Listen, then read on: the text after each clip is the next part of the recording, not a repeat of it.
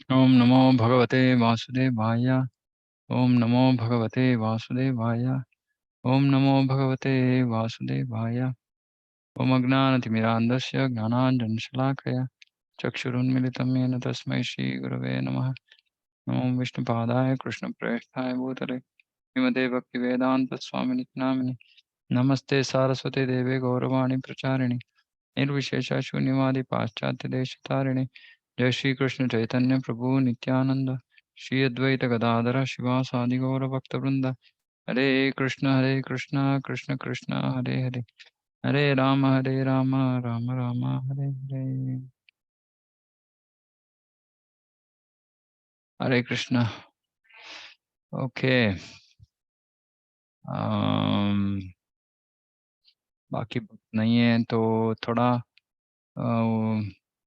वही दो श्लोकों के ऊपर थोड़ा और विषय था चर्चा करने के लिए। श्लोक संख्या 14 और 15। तो वही थोड़ा चर्चा करेंगे फिर आगे बढ़ेंगे। मात्रा स्पर्शास्त कौन्तेय शीतोष्ण सुख दुखदा आगमापायन नित्यस्तां सुचिक्षत भारत। बाद तात्पर्य में बताते हैं कि क्या बोल रहे हैं, कर्तव्य निर्वाह करते हुए मनुष्य को सुख तथा दुख के क्षणिक आने जाने को सहन करने का अभ्यास करना चाहिए। कर्तव्य निर्वाह करते हुए, तो इसमें एक और नया विषय ये कर्तव्य निर्वहन। ये कर्तव्य क्या है? कर्तव्य के बारे में हमको जानना है। इस कर्तव्य के बारे में भगवत गीता में बहुत कुछ दिया गया है। दो तरह के कर्तव्य है। एक तो बद्ध स्थिति में स्वधर्म, स्वधर्म बोलते हैं इसको, शब्द है स्वधर्म। बद्ध, हम जब बद्ध स्थिति में है, बद्ध आत्मा। हम्म तो बद्ध आत्मा के स्थिति में हमें, हमको स्वधर्म का मतलब है वर्णाश्रम धर्म, बद्ध स्थिति में। और जब मुक्त स्थिति में है तो भगवत भक्ति। हम्म तो इसको कैसे समझे? भौतिक जगत में हर एक व्यक्ति बद्ध स्थिति में है, सिर्फ शुद्ध भक्तों को छोड़ के बाकी सभी लोग बद्ध स्थिति में है, लेकिन उनका बंधन अलग अलग अंत में रहता है। कोई थोड़ा कम बंधन में है, कोई ज्यादा बंधन में है, ऐसे। इसका मतलब है कि अ, त्रिगुण के अधीन में है, कितना अधीन में है उसके हिसाब से हमारा हम उतना बंधित है। तो बद्ध स्थिति में हर एक मनुष्य वर्णाश्रम धर्म का उसको पालन करना है। क्योंकि संस्कृत समाज का मतलब है वर्णाश्रम धर्म। क्योंकि वर्णाश्रम धर्म का उद्देश्य है संसिद्धिर हरितोषणम, भगवान का संतृप्ति ही वर्णाश्रम धर्म का उद्देश्य है। तो पहले जो वैदिक समाज नागरिकता या समाज में ये वर्णाश्रम धर्म का पालन हुआ करता था। और इसलिए उस समाज में धर्म नीति भक्ति सब होती थी। लेकिन आज का जमाने में, आज का समाज में वर्णाश्रम धर्म नहीं है। इसलिए ये पशुओं का समाज है, ये मनुष्य का समाज नहीं है। क्योंकि प्रभुपाद जी बहुत सारा लिखते हैं इसके बारे में, भागवत में विशेषतर। तो बोलते हैं कि वर्णाश्रम धर्म के बिना तो समाज तो पशु समाज हो जाती है। आर्यन नहीं कहलाते हैं वो लोग, अनार्यन है, अनार्यन। आर्यन जो है वो वर्णाश्रम धर्म का पालन करता है। वर्णाश्रम धर्म का उद्देश्य क्या है? संसिद्धि हरितोषणम, भगवान का संतृप्ति। और आधुनिक समाज का उद्देश्य क्या है? इंद्रिय भोग। हम्म, तो आधुनिक समाज में जब लोग इंद्रिय भोग में लगे हैं, तो उनको कैसे समसिद्धि हरितोषणम, कैसे भगवान को संतृप्त करना, ये कैसे सिखाए हम? तो फिर उत्तर आता है कि भक्ति देने से। ठीक है, भक्ति देंगे, लेकिन कितने लोग इसको स्वीकार करेंगे और कितने लोग इसको सही तरह से भक्ति को भक्ति का पालन करेंगे।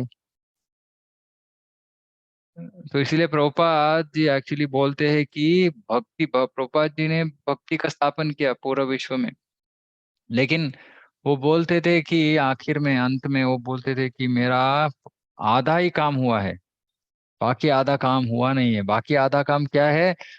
ये वर्णाश्रम व्यवस्था, ये कृषि फार्म कम्युनिटी को स्थापना करना मेरा, हाँ, और आधा काम था, लेकिन वो हुआ नहीं है।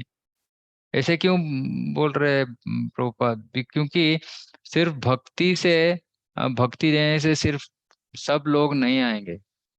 कितने लोगों को आसक्ति है, उतने लोग आएंगे। और हम जब ये अनियन नहीं, गार्लिक नहीं, ये सब बोलते हैं तो थोड़े लोग भाग जाते हैं। तो वर्णाश्रम धर्म का उद्देश्य क्या है कि जब मनुष्य अपना जो जीवन का विधि या वृत्ति वर्णाश्रम धर्म के हिसाब से करेगा, फिर वो ऑटोमेटिक रीति से वो भक्ति में आ जाएगा बाद में, क्योंकि वर्णाश्रम का उद्देश्य ही भगवान का संतृप्ति है। और ये वर्णाश्रम का मतलब क्या है? वर्णाश्रम में दो भाग है। एक तो पुरुष धर्म है और एक स्त्री धर्म है। पुरुष धर्म का मतलब है ब्राह्मण, क्षत्रिय, वैश्य, शूद्र। गुण कर्म विभागशः, गुण और कर्म के हिसाब से वो ब्राह्मण है, क्षत्रिय है, वैश्य है, शूद्र है। और स्त्री, तो स्त्री का एक ही धर्म है, स्त्री धर्म। लेकिन आजकल के जमाने में स्त्री भी ऐसे वैश्य काम करते हैं, क्षत्रिय का काम करते हैं। ऐसे बहुत सारे वृत्तियों में माताएं अभी लगे हैं। लेकिन असली में एक ही वृत्ति है, स्त्री का, स्त्री धर्म। और स्त्री धर्म का मतलब वो तो हम बहुत सालों से सब लोग जानते हैं कि स्त्री धर्म क्या है। घर में जो संस्कृति को बनाए रखना, बच्चों का देखभाल करना, पति का सेवा करना, वृद्ध लोगों का सेवा करना, ये स्त्री धर्म है।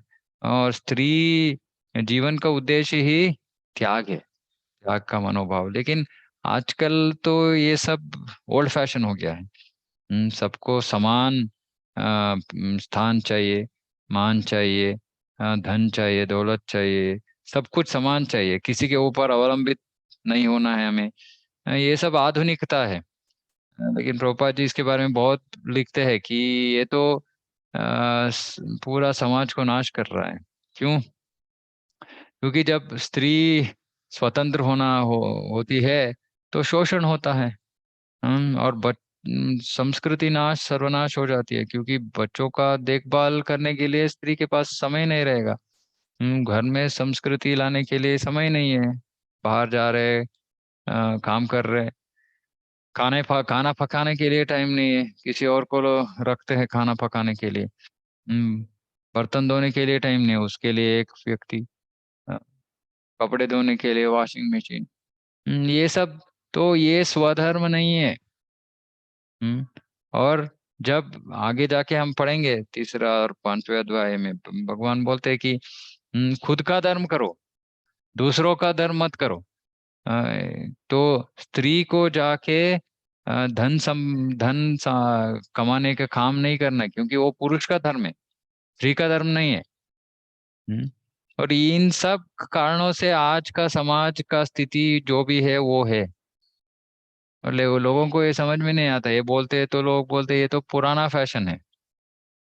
पुराना फैशन नहीं, हमारे भारत में वैदिक संस्कृति जो है, समाज है, उसमें कुछ भी पुराना फैशन का नहीं है, सब कुछ पक्का है। जो जिस समाज में लोग ऐसे जीते तो वो सुख शांति से जीते हैं।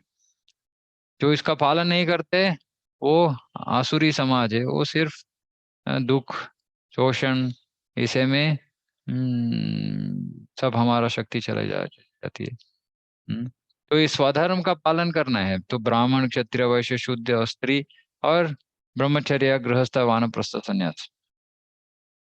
पहले तो स्त्रियों के लिए क्या था कि घर में ही ट्रेनिंग है, घर में ही ट्रेनिंग है, क्योंकि सब विषयों में बहुत सारे विषय है जिसमें ट्रेनिंग चाहिए माताएं को। खाना पकाना, बच्चों का देखभाल करना, घर में जो किसी का तबीयत बिगड़ता है तो घर में औषध बनाना, किस चीज खाना, किसी को कुछ प्रॉब्लम है तो उसके हिसाब से खाना बनाना, कौन सा इस कंडीशन के लिए अच्छा है, कौन सा वस्तु उपयोग नहीं करना है, ये सब तो घर का ज्ञान था। आजकल हमें कुछ भी पता नहीं है। और हम डॉक्टर के पास जाते हैं, डॉक्टर लोगों को भी कुछ भी पता नहीं है, वो बोलते हैं हाँ सर्दी है ठीक है, दही खाओ, छाछ पियो, कुछ भी करो, वो कुछ मना नहीं करते। लेकिन आयुर्वेद के हिसाब से ये सब नहीं लेना है जब कफ बढ़ गया है। तो ये सब तो ज्ञान घर में था। स्त्रियों के पास था, क्योंकि बहुत सालों का वो उनका अनुभव हो जाते हैं, जब बच्चे हैं तब से ये सब देख के आते हैं, ओ मेरी माँ ऐसी कर रही है, मेरी दादी ऐसी कर रही है। और बच्चा रो रहा है, क्यों रो रहा है, उसको उनको पता चलता है, क्योंकि पहले से ही पता है। अभी क्या होता है, बहुत सारे महिलाएं जब बच्चा उन खुद का बच्चा होता है, फिर फर्स्ट टाइम एक्सपीरियंस है बच्चे के साथ, कुछ भी पता नहीं है, कैसे नहाना, कैसे उसको ये करना, कुछ कुछ भी पता नहीं रहता है। क्यों?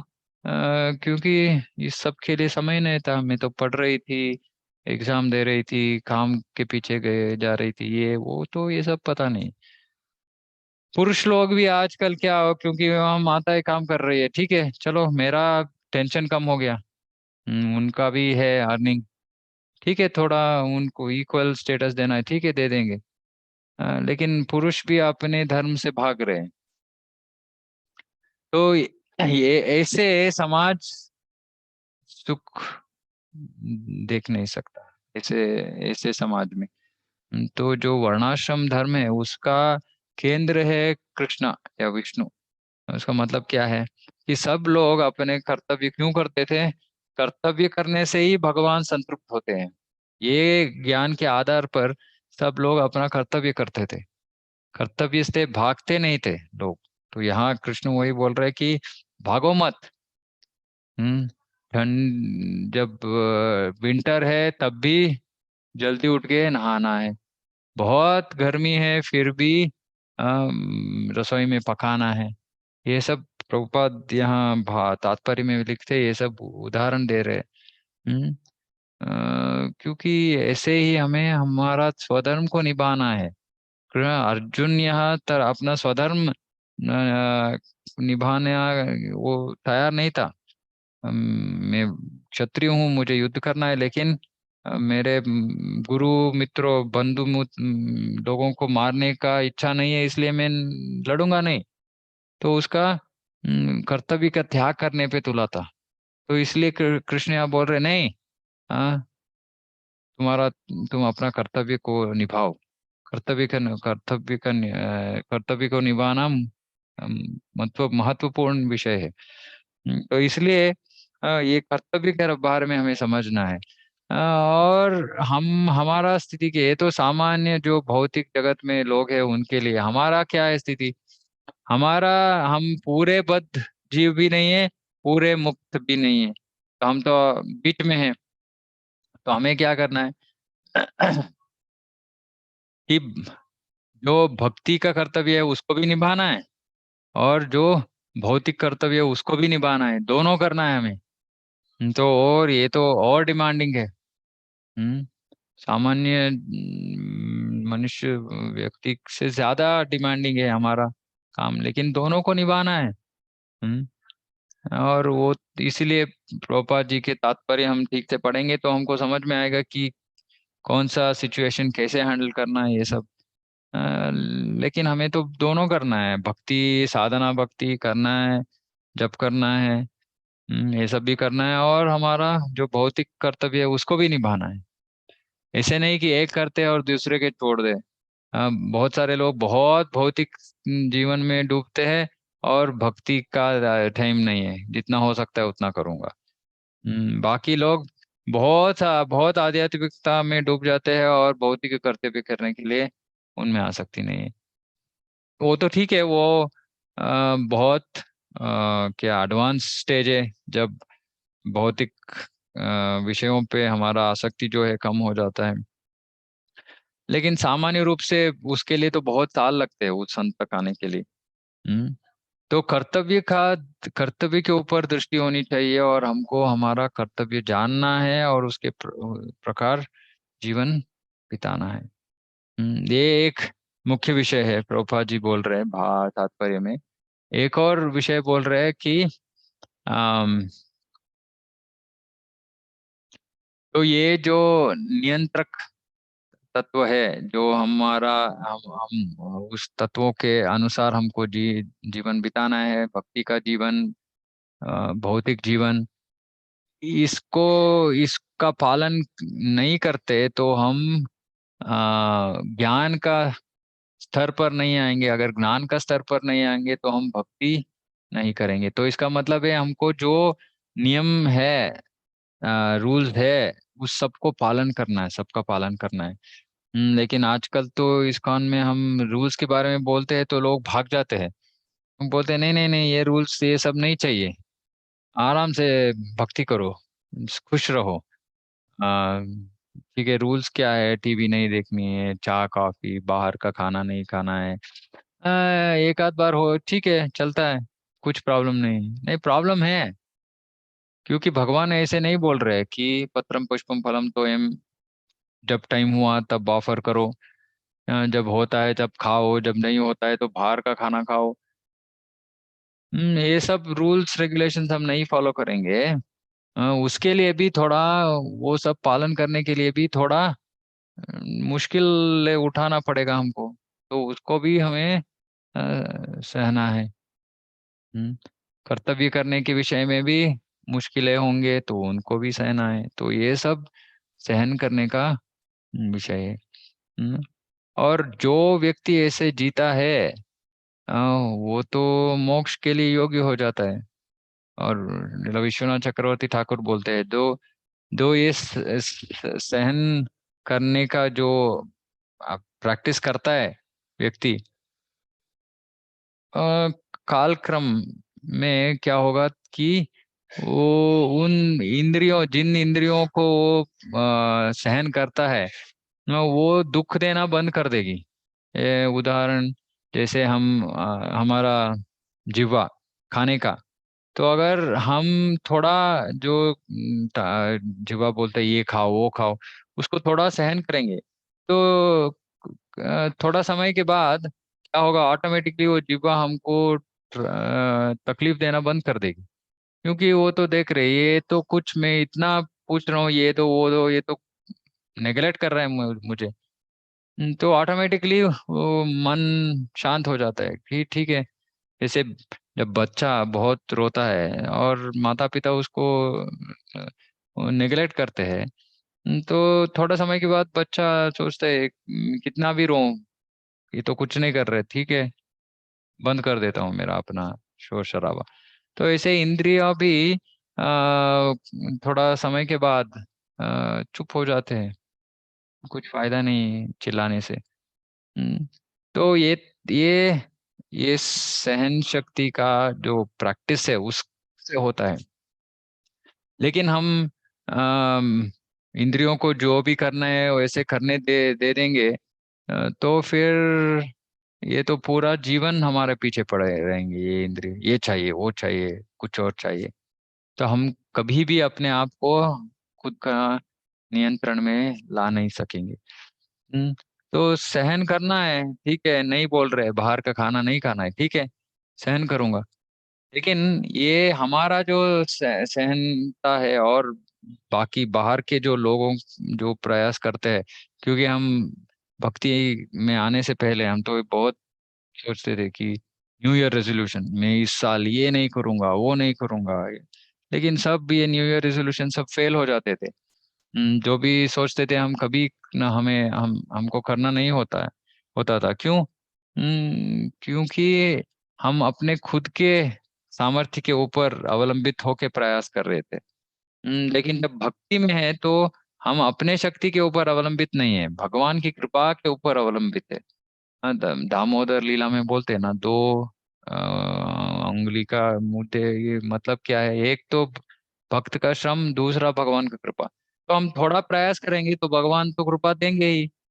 हाँ, तब ये जो सहना है वो सफल हो जाते हैं हम। लेकिन खुद के सामर्थ्य के ऊपर अवलंबित होके अगर हम ये सहन करना प्रैक्टिस करेंगे तो हम फेल हो जाएंगे, विफल हो जाएंगे। तो कुछ भी ऐसे सहने का जो विषय है तो पहले उसको भगवान के चरण कमल में डाल के प्रार्थना करना है कि भगवान, ये थोड़ा मुझे खींच रहा है ये विषय। आपका आप कृपा दीजिए, मैं प्रयास करूंगा थोड़ा इसके ऊपर, इससे मुझे बाहर आना है। तो ऐसे हम भगवान की जब उनका शरण लेते हैं और उनका कृपा का भीख मांगते हैं और फिर थोड़ा प्रयास करते हैं, करते करते एक बार फेल होंगे, दूसरे बार विफल होंगे, लेकिन तीसरा चौथा हम सफल हो जाएंगे। तो ये बहुत महत्वपूर्ण चीज है, क्योंकि हम सोचते नहीं कि भगवान हमारे साथ है। हम भूल जाते हैं भगवान को।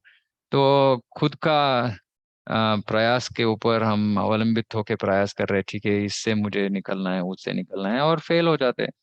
फिर हमको वो उत्साह नहीं रहता है कि अरे बाबा इतना प्रयास कर रहा हूँ, हो ही नहीं रहा है, क्योंकि भगवान के ऊपर हम अवलंबित नहीं है। भगवान का शरण ग्रहण नहीं किया है हमने। तो ये बहुत बहुत मुख्य है। तो भक्ति में हमको क्या करना है, ये सहन शक्ति बढ़ाने के लिए? कौन कह सकता है क्या करना है हमें इस सहन शक्ति को बढ़ाने के लिए? क्या क्या करना है हमें?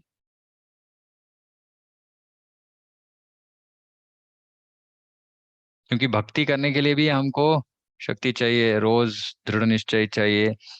रोज साधना करना है, जप करना है, ये करना है, वो करना है, उसके लिए भी हमको जो भी हमारा जीवन में कष्ट आते हैं उस सबको सहना है, और भौतिक कर्तव्य भी करना है, उसके लिए भी हमको सहन शक्ति चाहिए। तो इसको कैसे बढ़ाए हम हमारे जीवन में?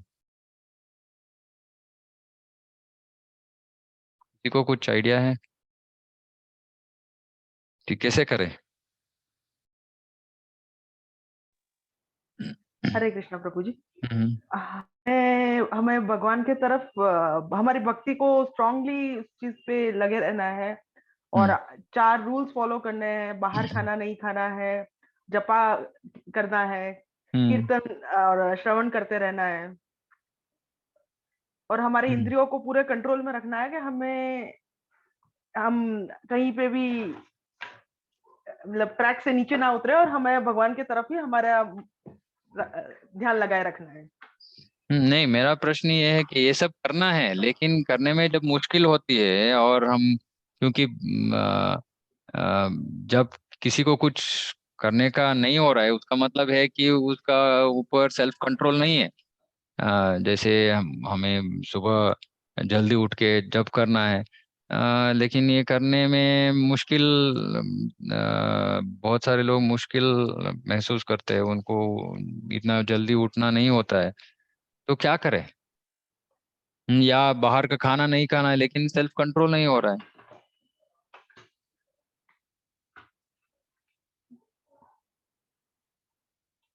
प्रभु जी, वो तो हमारे एसोसिएशन हमारा जैसा है, उस हिसाब से हमारा मन दौड़ता है। तो हम जब हम्म। तक हम भक्तों के एसोसिएशन में नहीं रहेंगे तो हमारा मन भी वैसे ही जाएगा। अगर हमारा एसोसिएशन भक्तों का है तो हमारा मन भी उसी तरह से बिहेव करने लगता है, क्योंकि 21 डेज में कोई भी हैबिट फॉर्म होती है। अगर हम कंटिन्यूस भगवान के भक्तों का संग कर रहे हैं, हम्म। भगवान का श्रवण कीर्तन कर रहे हैं, तो हमारा मन उसी तरह से चलने लग जाता है ना।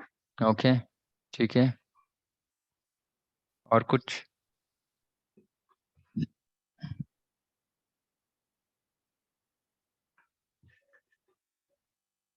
तो इसमें दो विषय है, ये तो माता जी जो बोल रही है संग, संग का महत्व है।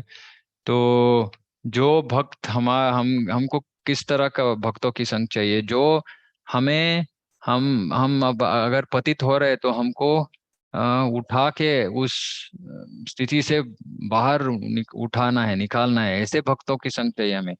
ऐसे नहीं कि ओ ठीक है, प्रभु जी नहीं हो रहा है, ठीक है, बाद में प्रयास कीजिए, जब भी होगा ठीक है।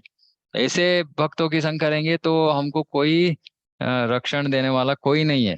हमारा मन ऐसे विचलित हो रहा है और हम हमारा जो कमिटमेंट से उससे दूर जा रहे हैं, जप नहीं कर रहे, और कोई हमें खींचने वाला नहीं है, तो बहुत मुश्किल हो जाएगा। ये तो एक बहुत मुख्य विषय है।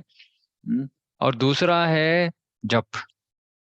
हमारा कितना हम हमारा जप कितना अच्छा होता है, उसके हिसाब से हम इस सब चीजों के ऊपर नियंत्रण काबू में ला सकते हैं। तो उसके लिए अति मुख्य चीज है जप। तो जप करने के लिए इसीलिए ब्रह्म मुहूर्त में जप करना है, सुबह जप करना है, भक्तों की संग में जप करना है, तुलसी महारानी के सामने बैठ के जप करना है। जप में जप तो कर रहे हैं हम, लेकिन अ, नाम अपराध कर रहे हैं हम, नाम अपराध। तो बिना नाम अपराध के जप होना चाहिए। जितने कितने भक्त है यहाँ जो 16 माला नहीं कर रहे? ठीक है, अंजू माता जी कितना जप कर रहे हैं आप?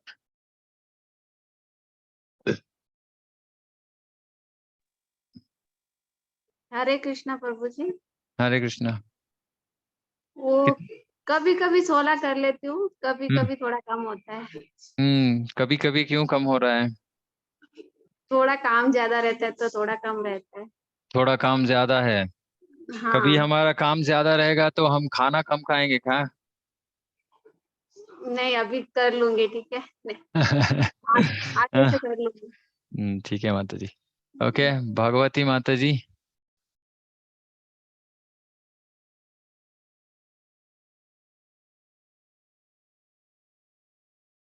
हरे कृष्णा, अनम्यूट करके बोलिए। खुशाल, ललिता माता जी, प्रीति माता जी। हरे कृष्ण प्रभु। हरे कृष्णा। वो 16 राउंड करते हो तो डेली 16 राउंड करते 16 राउंड, ओके। हो। माता जी, ललिता माता जी। प्रभु जी, मेरे को तो कंफ्यूजन चल रहा है। मैं ओम नमो भगवते का जाप करूं कि हरे कृष्णा का करूं, वो कंफ्यूजन चल रहा है मेरा अरे तो। रे, ओम नमो भगवते वासुदेवया इस कलयुग के लिए नहीं है, अच्छा, वो तो तो सतयुग वो का गुरु मंत्र। गुरु दिया हुआ मंत्र है ना प्रभु जी? नहीं नहीं, किस कौन सी गुरु ने दिया है? हमारे गुरु ने दिया है। हम लोग गुरु दीक्षा लिए ना उनसे। कहाँ से दीक्षा ली आपने? इंदौर से आए थे, हमारे गुरु जी है, ब्राह्मण है वो भी। वो तो सतयुग का मंत्र है। अच्छा। ध्रुव महाराज ओम नमो भगवते वासुदेवाय जप करते थे। लेकिन कलयुग में कली संतरण उपनिषद है, उसमें बोल रहे हरे कृष्ण कृष्ण कृष्ण हरे हरे, हरे राम राम राम हरे हरे, इति षोडश का तो नाम नाम कलिकल्मष नाशनम नाथ परतरोपाय सर्व वेदेषु दृश्यते। सो कलयुग में तो इसको तारक ब्रह्म नाम बोलते हैं। तो इस युग का नाम है हरे कृष्ण महामंत्र। और अगर हम दूसरा युग का जप करेंगे तो इस युग में हमको उतना रिजल्ट नहीं मिलेगा। हाँ। ओम नमो भगवते वासुदेव जप करने में कुछ गलत नहीं है, लेकिन वो युग धर्म नहीं है। अच्छा वो गुरु जी। तारक ब्रह्म नाम नहीं है, इस युग के लिए नहीं है। हम भी जब प्रवचन शुरू करने से पहले हम ओम नमो भगवते वासुदेवाय बोलते हैं। भागवत का पहला श्लोक ही ओम नमो भगवते ओम नमो वासुदेवाय है। भगवते वासुदेवाय। सही। तो ये गलत नहीं है, लेकिन इससे पूरा रिजल्ट नहीं मिलेगा हमको, कृष्ण प्रेम नहीं मिलेगा अच्छा। इस युग में। कलयुग के लिए आपको तो हरे कृष्ण महामंत्र ही जप करना है, अगर कृष्ण का प्राप्ति चाहते हैं तो। हाँ। तो उसके लिए गुरु दीक्षा की जरूरत नहीं है प्रभु जी नहीं की? नहीं नहीं, हरे कृष्ण महामंत्र के लिए कुछ भी नहीं है, कोई भी जप कर सकता है। अच्छा, कोई भी कर सकता है। कोई भी कर सकता है। तो कंपलसरी है प्रभु जी 16 ही करना? नहीं, 16 नहीं है। जब आप भी शुरू कर रहे हैं तो पहले तो आप 2 माला कीजिए। हाँ। 1 2 माला कीजिए। एक माला लगभग हम 6 7 7.5 8 मिनट लगेंगे, तो 15 मिनट में 2 माला हो जाएंगे। हाँ प्रभु। रोज का 2 माला शुरू कीजिए, फिर धीरे धीरे बढ़ाइए। लेकिन हरे कृष्ण महामंत्र ही जप करना है, नहीं तो कृष्ण प्रेम कृष्ण प्राप्ति नहीं होगी कलयुग में। हाँ प्रभु जी। हम्म मेरे को 2 माला चाहिए प्रभु जी। एक आप मेरे कहाँ सासू रहते हैं? जेपी नगर 5th फेस में ही रहते हैं प्रभु जी। तो आप बस हमारे सेंटर में आ रहे हैं? हाँ, मेरे सासू जी आ रहे हैं डेली। हाँ हर तो संडे उनको, आएगा। हाँ उनको बोल दीजिए मेरे से, मैं आपको उनको दे देता हूँ। दो दो सेट दे दीजिए, वो माला और थैली के साथ। मैं इस संडे आऊंगी, फिर राजस्थान जा रही हूँ मैं तो। ठीक है, आइए, इस संडे मैं भी वहाँ रहूंगा। चलिए ठीक है ठीक। प्रभु जी, ओके। ठीक है, मैं ट्राई करूंगी प्रभु जी। आइए आइए ओके। आइए। ओके। कुशाल, भागवती माता जी ने ही बताया। कुशाल प्रभु, और ये कौन है? SPR नीरज चौधरी, पता नहीं उनका नाम है। सीता माता जी तो कर रहे हैं। योगेश प्रभु, हरे कृष्णा प्रभु जी, मैं भी कर रही हूँ चोला माला। 16 माला रोज कर रहे हैं। हाँ, रोज कर रहे। ठीक है, बहुत अच्छा। और कुशाल प्रभु, ठीक है। 16 माला जो नहीं कर रहे हैं वो अभी शुरू कीजिए, और थोड़ा थोड़ा बढ़ाइए। 16 माला तक लेके आइए। क्यों मैं बोल रहा हूँ कि 16 माला मिनिमम ट्रीटमेंट है कलयुग में। हाँ, जब हम डॉक्टर के पास जाते हैं और बोलते हैं, वो डॉक्टर बोलते हैं कि तुमको तुम्हारा कंडीशन के हिसाब से तुमको ऐसे 250 ग्राम का लो, 250 mg का लो, किसी को 500 mg का लो, ऐसे डोसेज बोलता है। इसी तरह कलयुग में हमारे हृदय में जो खचड़ा है, सबको निकालने के लिए हमको मिनिमम कनिष्ठ प्रिस्क्रिप्शन डॉक्टर ने जो दिया है वो है हरे कृष्ण महामंत्र का 16 माला। आखिर में पहले हमको इतना सीधा 16 माला तक नहीं आ सकते, तो धीरे धीरे करेंगे, लेकिन 16 माला तक आना है। और 16 माला जब कर रहे हैं हम, जप के बारे में एक और कभी और मैं बताऊंगा कि जप को कैसे करना है। क्योंकि जे हमारा जप का क्वालिटी के ऊपर, ये जो हमारे अपने आप का जो नियंत्रण है, आत्म नियंत्रण है, वो उससे आती है। तो हमारा जप अगर हम ठीक से नहीं कर रहे तो आत्म नियंत्रण नहीं आएगी।